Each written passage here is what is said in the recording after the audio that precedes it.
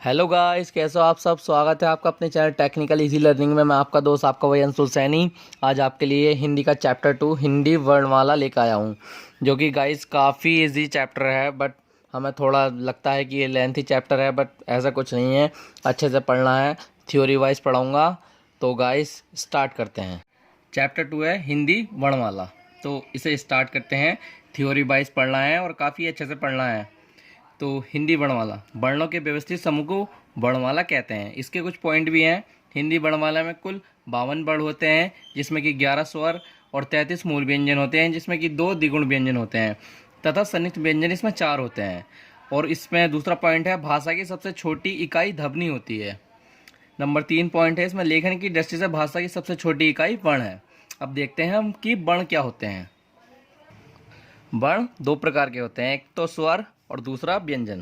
पहला होता है स्वर और दूसरा होता है व्यंजन। इसमें तीन प्रकार के स्वर होते हैं और 3 ही प्रकार के व्यंजन होते हैं। पहला स्वर होता है हर्ष स्वर, दूसरा दीर्घ स्वर और तीसरा प्लुप स्वर। जबकि व्यंजन, पहला स्पर्श व्यंजन, दूसरा अंतस्थ व्यंजन और तीसरा ऊष्म व्यंजन होता है। तो हमने वर्ण देख लिए, स्वर के प्रकार देख लिए, व्यंजन के प्रकार देख लिए। अब हम देखते हैं स्वर डिटेल में। तो स्वर, जिस वर्ण के उच्चारण में किसी अन्य वर्ण की सहायता नहीं लेनी पड़े, अर्थात वे स्वर वर्ण कहलाते हैं। पहला होता है इसमें हर्ष स्वर। जिन स्वरों के उच्चारण में बहुत कम समय लगता है उन्हें हर्ष स्वर कहलाते हैं। इनकी संख्या जो होती है वो 4 होती है। 11 में से 4 जो स्वर होते हैं वो हर्ष स्वर होते हैं। ए, ई, ऊ और री, ये जो होते हैं ये हर्ष स्वर होते हैं। बाकी जितने भी वर्ण बचे हुए हैं, जिस 11 स्वर होते हैं ना, बाकी जो 7 स्वर बचे हुए हैं वो दीर्घ स्वर होते हैं। तो दीर्घ स्वर, जिन स्वरों के उच्चारण में हर स्वर से लगभग दोगुना समय लगता है उन्हें दीर्घ स्वर कहते हैं। दीर्घ स्वर 7 होते हैं, जिसमें कि आ है, ई है, ऊ है, ए है, ओ है और ओ है। तो नंबर 3 होता है प्लुप स्वर। जिन स्वरों के उच्चारण में हर स्वर से 3 गुना अधिक समय लगता है उन्हें प्लुप स्वर कहते हैं। जिस स्वर का उच्चारण प्लुप्त के रूप में किया जाता है उसे उसके आगे हिंदी की गिनती का अंक 3 लिखा जाता है। जैसे कि ओम, जैसे कि हम ओम लिखते हैं, ओम। जैसे राम, मतलब वो लगातार रिपीट होते रहते हैं तो उसे प्लुप स्वर कहते हैं। हर स्वर में लगता है बहुत कम समय और दीर्घ स्वर में लगता है इससे दुगना समय, और जबकि प्लुप स्वर में लगता है इससे तिगुना समय। तो थ्योरी तो काफ़ी हल्की है। तो गाइस, उम्मीद है आपको स्वर अच्छे से समझ में आ गया होगा। अब इस देखते हैं व्यंजन डिटेल में। अब हम देखते हैं व्यंजन। जिन वर्णों का उच्चारण स्वर की सहायता से किया जाए तथा हवा कंठ से निकलकर मुंह में रुककर बाहर आए उन्हें व्यंजन कहते हैं। व्यंजनों की संख्या होती है 33 और नंबर पहला होता है स्पर्श व्यंजन। जिन व्यंजनों का उच्चारण करते समय हवा कंठ, तालु, मूर्धा, दांत या ओठों का स्पर्श करके मुख से बाहर आती है उन्हें स्पर्श व्यंजन कहते हैं। स्पर्श व्यंजन 25 होते हैं, क से मैं तक। स्पर्श व्यंजन को 5 भागों में बांटा गया है। इसका पहला भाग होता है क वर्ग, जिसमें कि कै, ख, ग, घ, ड, जो इनका उच्चारण स्थान होता है वो होता है कंठ। और नंबर 2 होता है च वर्ग, च, छ, ज, झ, इया, इनका उच्चारण स्थान होता है तालु। नंबर 3 होता है ट वर्ग, जिसमें कि ट, ठ, ड, ढ, ढ, इनका उच्चारण स्थान होता है मूर्धा।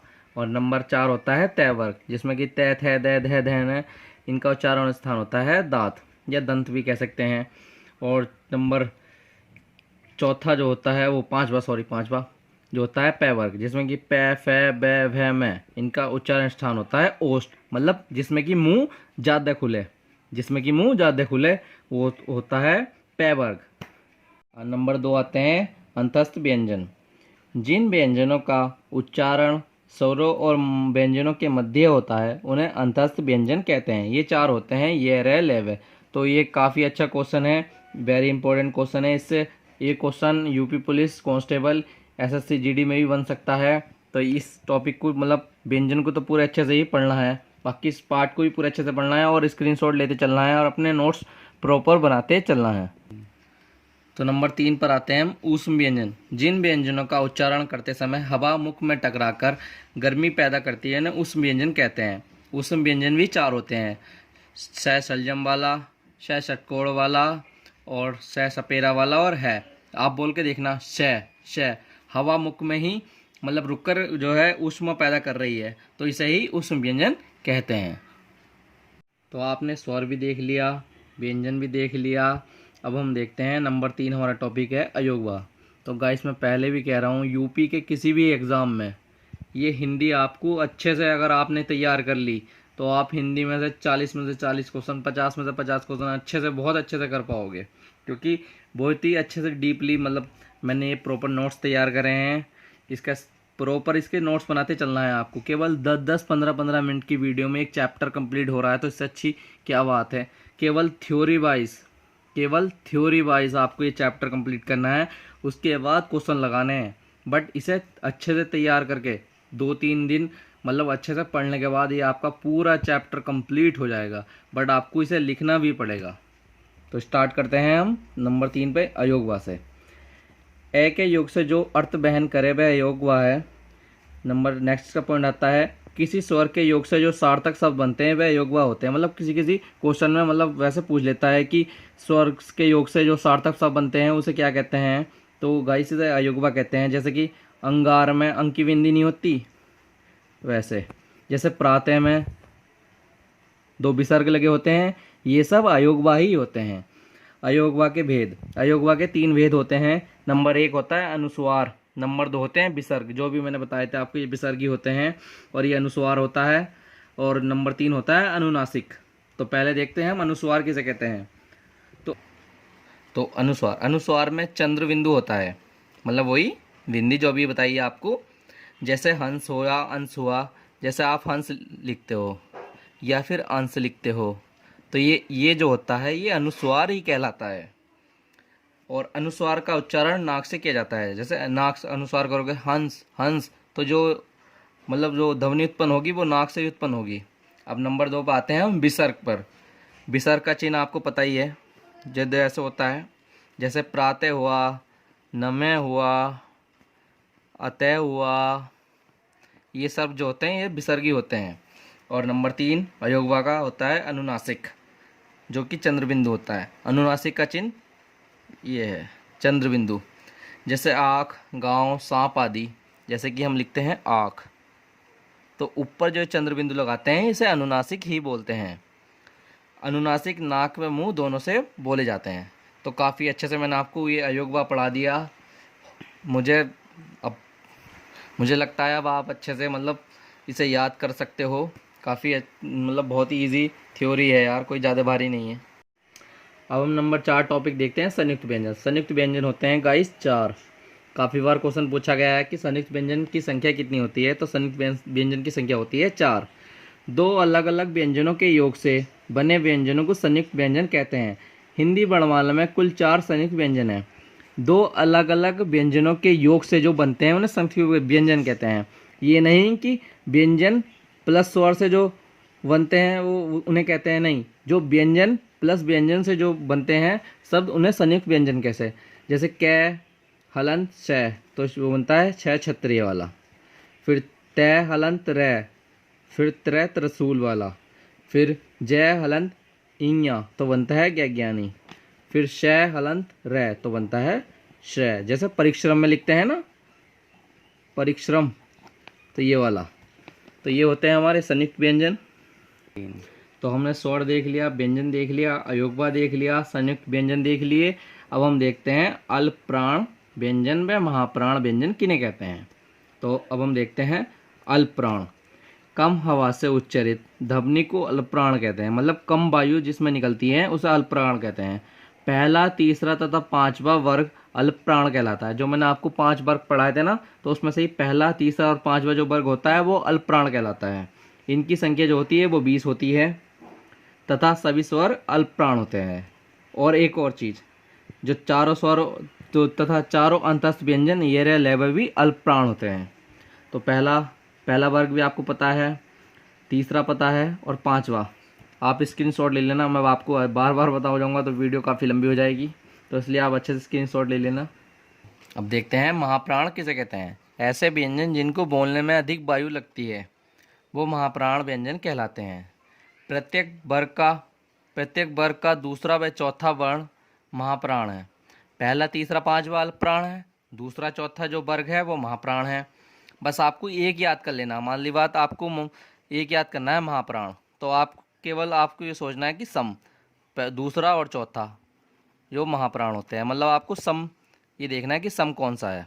बस सम याद रखना है, जो पहला तीसरा पांचवा बचेगा वो अल्प प्राण हो जाएगा, बाकी महाप्राण हो जाएगा। चारों ऊष्म व्यंजन ये याद रखने हैं। चारों ऊष्म व्यंजन जो श है, तीनों श और ये है महाप्राण है, तथा एक उच्छिप्त व्यंजन भी महाप्राण है। तो ये काफ़ी बार क्वेश्चन पूछा गया है कि ऊष्म व्यंजन जो होते हैं क्या महाप्राण होते हैं, तो हाँ, ये ऊष्म व्यंजन जो होते हैं वो महाप्राण ही होते हैं। तो अघोष व्यंजन एवं सघोष व्यंजन देखते हैं हम।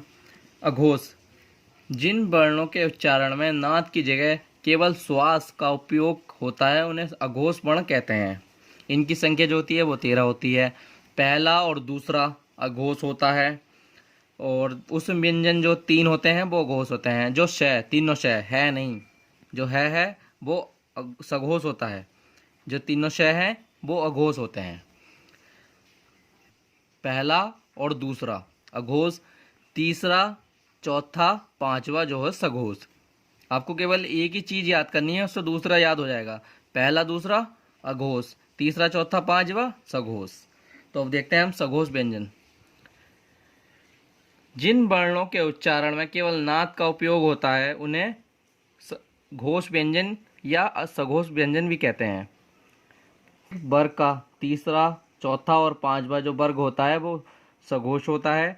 इनकी संख्या 31 होती है। इसमें सभी स्वर ऐसे ओ तक होते हैं, तथा चारों अंतस्थ व्यंजन ये लेवे भी सघोष होते हैं, तथा एक ऊष्म व्यंजन है होता है, जो मैंने आपको बताया था। 3 जो थे, तीनों श ये अघोष थे, जबकि है सघोष है। तो मैंने आपको बता दिया घोष व्यंजन और सघोष व्यंजन के बीच डिफरेंस। पहला दूसरा अघोष, तीसरा चौथा पांचवा सघोष। और एक चीज़ और याद रखनी है, तीनों श ये जो होते हैं ये अघोष होते हैं, है सघोष होता है। अब नेक्स्ट टॉपिक पे चलते हैं, जिसे कहते हैं स्वर वर्ण। जीभ के आधार पर स्वर। जीभ के आधार पर जो स्वर होते हैं वो 3 प्रकार के होते हैं। तो पहला स्वर होता है हमारा अग्र स्वर। जिन स्वरों के उच्चारण में जीभ का आगे का हिस्सा उठता है उसे अग्र स्वर कहलाते हैं। आप बोल के देखना, जैसे कि इनकी संख्या 4 होती है। जैसे ई है, फिर बड़ा ई है, फिर ए। और मैं आपको एक ट्रिक बताता हूँ, जिसके भी मतलब ये नीचे डंडा निकल रहा होगा वो केवल अग्र स्वर ही आपको टिक करना है। आप भूल भी गए हैं तो केवल आपको ये ऐसे करके लिख के देख लेना है। जैसे बड़ा ई है, फिर ए है, ये नीचे, फिर ए है। और जो दूसरा जीभ के आधार पर स्वर होता है वो होता है मध्य स्वर, या जिसे हम केंद्रीय स्वर भी कहते हैं। जिन स्वरों के उच्चारण में जीभ के बीच का हिस्सा उठता है उसे मध्य स्वर कहते हैं। इनकी संख्या केवल 1 होती है, जिसे कहते हैं हम केवल ए।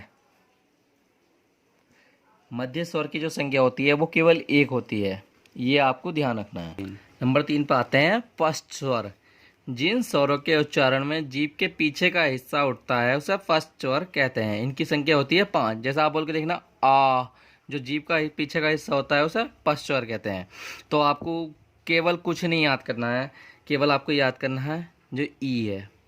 ये आपको मैंने बताया था, जो लाइन नीचे जा रही है, फिर बड़ा ई है, फिर ए है, फिर ए है। ये जो नीचे की लाइन जा रही है ना, इसे अग्र स्वर कहते हैं। और मध्य स्वर केवल 1 होता है ए। बाकी 11 में से जितने भी स्वर बचे हैं वो होते हैं पश्च स्वर। जैसे आ है, ऊ है, ओ है, ये सब जो होते हैं ये पश्च स्वर होते हैं। अब हम देखते हैं मुख द्वारा खुलने के आधार पर स्वर वर्ण।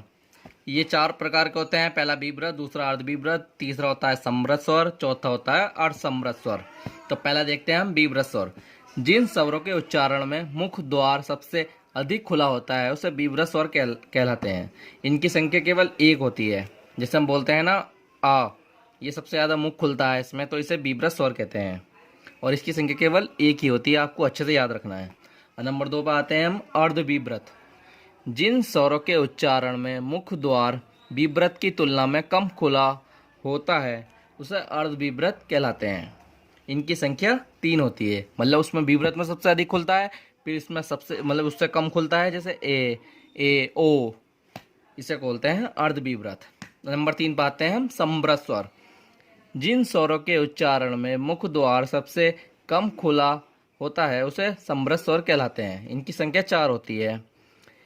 ई उ, इसे समृत स्वर कहते हैं। आपको याद रखना है ई और उ, जो छोटी ई और बड़ा ई है, जो छोटा ओ और बड़ा ऊ है वो समृत स्वर में जाएंगे। बाकी बीव्रत स्वर में आ जाएगा और अर्धबीव्रत में ए और ओ जाएगा, और जो बाकी बचा है वो अर्धसमृत स्वर में चला जाएगा। तो चौथा देखते हैं हम, अर्धसमृत स्वर। जिन स्वरों के उच्चारण में मुख द्वार समृत की तुलना में अधिक खुलता है उसे अर्धसमृत स्वर कहलाते हैं। इनकी संख्या 2 होती है। ए और ओ, बीव्रत में केवल एक स्वर आएगा आ, अर्धबीव्रत में ए और ओ, और समृत स्वर में ई, छोटी ई, फिर बड़ी ई और छोटा ऊ, फिर बड़ा ऊ, और अर्धसमृत में ए और ओ। तो आपको केवल 2 ही चीज़ याद रखनी है। पहला, बीव्रत केवल एक आएगा, और समृत स्वर दोनों ई और दोनों ऊ इसमें आएंगे। बाकी तो ये आपको याद हो ही जाएगा। तो गाइस, कैसी लगी वीडियो? प्लीज़ लाइक करें, सब्सक्राइब करें अपने भाई का चैनल टेक्निकल इजी लर्निंग। मैं यूपी के किसी भी एग्ज़ाम के लिए आप ये हिंदी ले सकते हो। काफ़ी अच्छी थ्योरी वाइज मैं आपको पढ़ा रहा हूँ, तो आपको प्रॉपर नोट्स ज़रूर बना लेने हैं। अगर आपने अभी तक स्क्रीनशॉट नहीं लिया है तो स्क्रीनशॉट ले सकते हो आप। तो लाइक करें, सब्सक्राइब करें अपने भाई का चैनल और सपोर्ट ज़रूर करें यार।